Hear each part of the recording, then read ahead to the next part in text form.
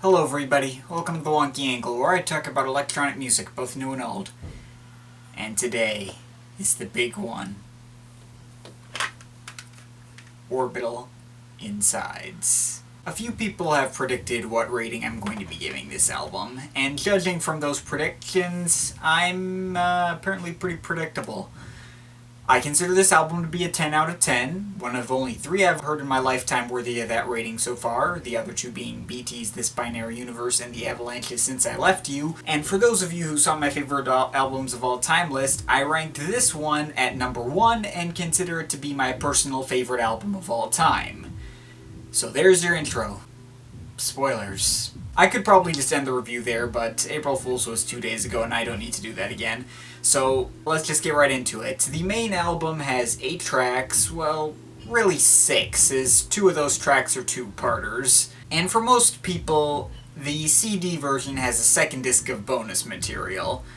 If you're in the UK and got the CD early on, then the second disc has their Times Fly EP and the box single on it. And if you're in the US, like me, the second disc has 2 versions of Satan, the James Bond theme song The Saint they did, and it's remixed The Sinner, and also a live version of Halcyon, which, as I mentioned before, was the first song I ever bought on iTunes. Now, when I first heard Insides as a kid, it admittedly kind of freaked me out. Not only were the song lengths particularly daunting, but the songs themselves had a very outwardly spooky feel to them. And it's not like the subtle creepiness that was on Civilization that I barely even detected until recently. When I first heard the track Out There Somewhere, I was still in middle school at the time, and it scared the crap out of me. I didn't want to come back to it. And as I've said about Air's 10,000 Hertz Legend and the track Sex-Born Poison from there in particular, music scaring me as a kid can make me turn around on a track in a big way as an adult. I think the moment at which I turned around on Out There Somewhere was the moment at which this album officially became my all-time favorite. But enough about my nostalgia. Like, much how Civilization was kind of a social commentary on modern society and materialism, Insides was Orbital's environmental album. Of course, the whole protect the planet message has been done to death, even though it's still very much true. But Orbital pulled it off in a subtle but still fairly easy to follow along way, in my opinion. First of all, it's entirely instrumental, so there's no way for the message to be that overblown. In fact, you might not even pick up that the album's about the environment unless you read the liner notes, which discuss the failure of the UK to recognize solar power and mention that the first track on the album, The Girl with the Sun in Her Head, was recorded entirely using solar power. And on that note, let's go down track by track. The Girl with the Sun in Her Head was a song that I actually loved instantly as a kid. Oh, whoops, I said enough about the nostalgia. Fuck it, this is my channel, I talk about what I want. Yeah, in terms of pure nostalgia, this is definitely the highest rated. It is, of course, the happiest track, and this album's Halcyon equivalent, as a side note, dedicated to the memory of Sally Harding, one of the Hartnell's friends. But I digress. It begins with the sound of a heartbeat, which I actually thought was the sound of windmills for the longest time. It's got all these fuzzy synth pads and these mysterious melodies that sound like reversed bells. Then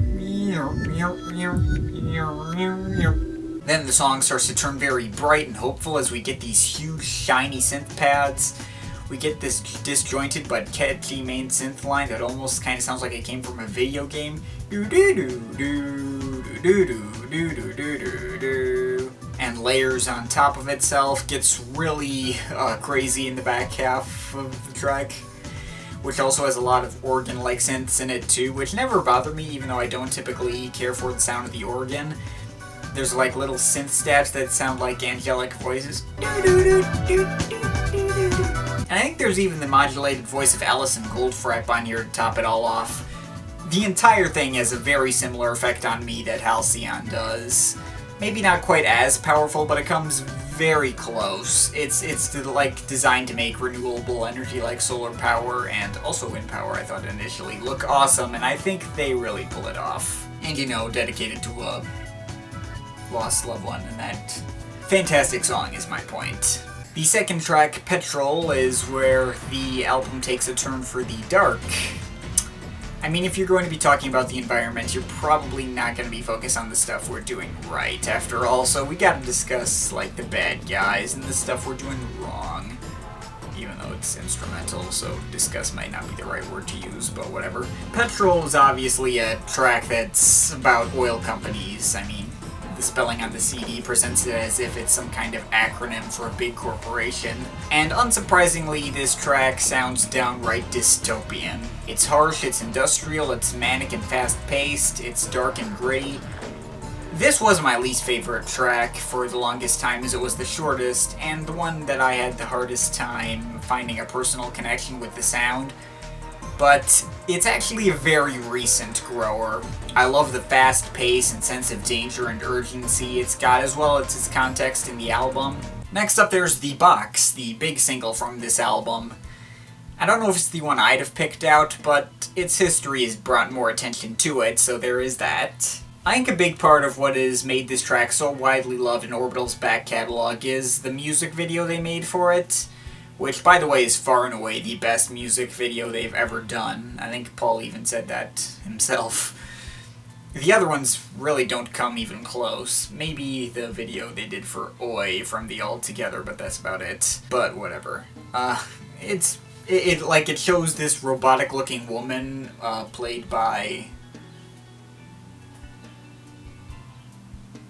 It's Tilda Swinton. Like this robotic-looking woman materializing out of a factory and walking at a normal pace through a city that moves in time-lapse. It's really cool.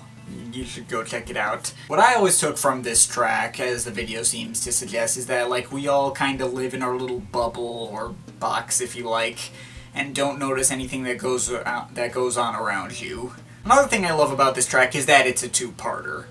Like, you got part 1, which has all these twinkly chime sounds and is relatively calm, but still this subtle sense of dread for what's to come. And the much more iconic part 2, which is more bombastic and intense, kind of like a catchier, more melodic, and maybe kind of gothic-sounding version of P.E.T.R.O.L.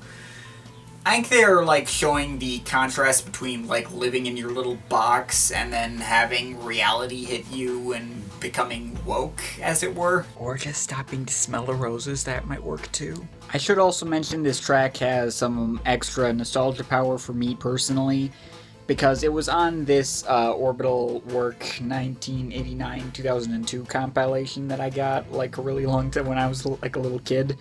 So, for that, like, it gets extra points for me, even though, again, technically not one of my favorites, but it is definitely one of the ones I have the most nostalgia for sure.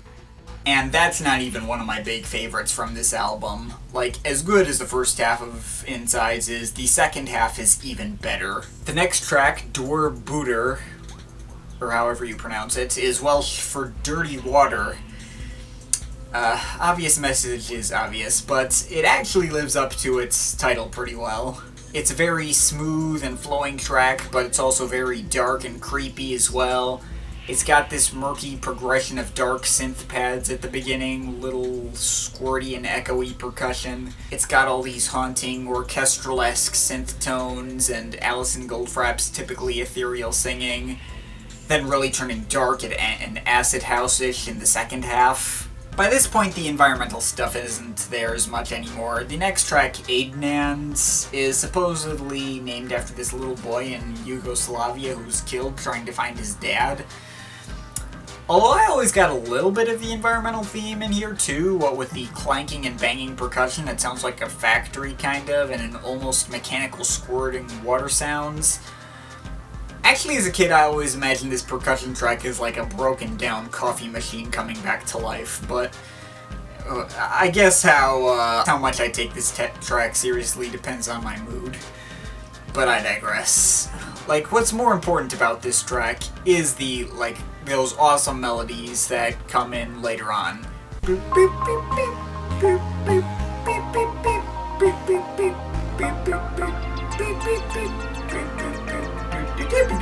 They're not only haunting and eerie, but also super catchy, and the addition of that weird oboe-ish sound gives it this weird Middle Eastern flavor that I've always loved.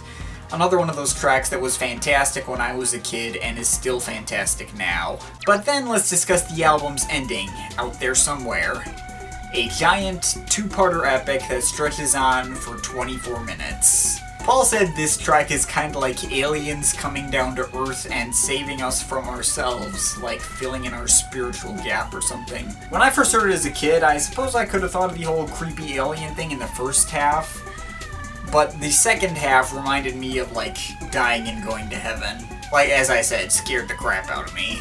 And what goes on in this track instrumentally, oh man. Like, part 1 starts out all moody and creepy with these occasional vocal samples, then these giant buzzing bass lines, and a bunch of moody orchestral passages, and this weird, random, abstract ending that transitions into part 2. And, my god, don't even get me started on part 2. There's like 3 different orchestral type melodies, and it's just like absolutely euphoric. Starting happy,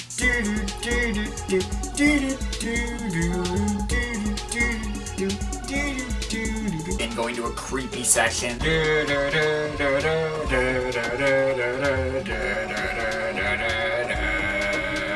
then ending with a section that's somehow both happy and creepy at the same time.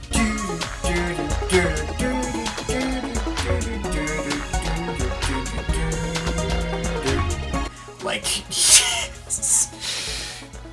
Paul did mention that this track had a spiritual element. For me, like, part 2 of Out There Somewhere is almost like a religious experience. But I just read Paul's take on the track the other day. Like, the way I always saw this track was like, we were leaving Earth to find a new place to live, Wall-E style.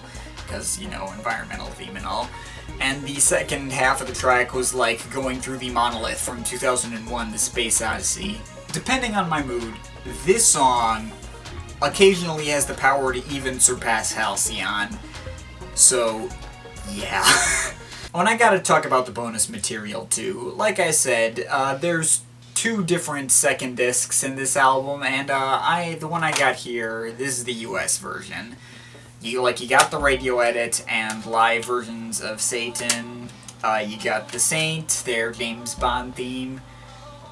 You got the Sinner, which is like their extended remix of the Saint, and you got Halcyon Live, which also involves the samples of "Give Love a Bad Name" by Bon Jovi and "Heaven is a Place on Earth" by Belinda Carlisle, that work with Halcyon surprisingly fantastically well. Though that could just be my nostalgia talking and the fact that I didn't know either of those songs yet as a 6th grader. If I was even that old yet at the time. And on the UK version, the main benefit is the track Times Fly, which is the closest Orbital have ever come to like making a straight, sounds from the ground style chill-out track. Both versions of this track, slow and fast, are excellent and kind of self-explanatory. I prefer slow, but the more drum and bass feel and alternate melodies of fast are pretty awesome too. But you also get Sad But New, which as you might guess is just like an alternate version of Sad But True from Snivelization, albeit far less creepy. I kinda like this version better than the original, actually. And you also get The Tranquilizer, which is an okay B-side that never really did anything for me, to be honest. But then there's the single version of The Box, which has 4 parts instead of the 2 from the album. And, like, part 1 from the main album is not one of those 4. Part 2 is, from the main album, is part 1 on the single, but, like, the radio edit. And, the other parts, like, the second and third parts are definitely really interesting. They're really dark and creepy and prog rocky. Like, part 3 especially goes down a whole bunch of interesting tangents. I think it has bagpipes on it, and part 2 has, like, these synth harpsichords. And part 4 is just like part 1, but with vocals from Alison Goldfrapp again, and also Grant Fulton, who I think is one of the designers for their album covers. I was going to say go for the UK version all the way because of these exclusive tracks, but I don't know, the box's ending leaves a little bit to be desired personally, especially compared to Halcyon Live. I think that's a much stronger note to go out on, even if that in itself is also not nearly as strong a note to go out on compared to Out There Somewhere. Like, goddamn. But it's telling when my only criticisms of an album are like nitpicking on bonus tracks. If my gushing over this album hasn't been enough already, let's finish this review up. Overall, this album is obviously a must-listen in every sense of the word. I have seen people who don't like it as much as their other stuff, because it's a bit more atmospheric and contemplative than the usual from them. But for me, it's like an intense emotional experience that never gets old. It's like I'm watching an epic movie about going out to save the world. I continue to pull new stuff from it. I just can't put into words how much I fucking love this album. Yeah, it's my favorite album of all time. It's a 10 out of 10. And you already knew that. But of course, this is just my opinion. You can feel free to disagree with it, but I'd like to hear your thoughts, so leave the comments in the comment thing down there. But yeah, that's pretty much it. That's all for today. See you next time.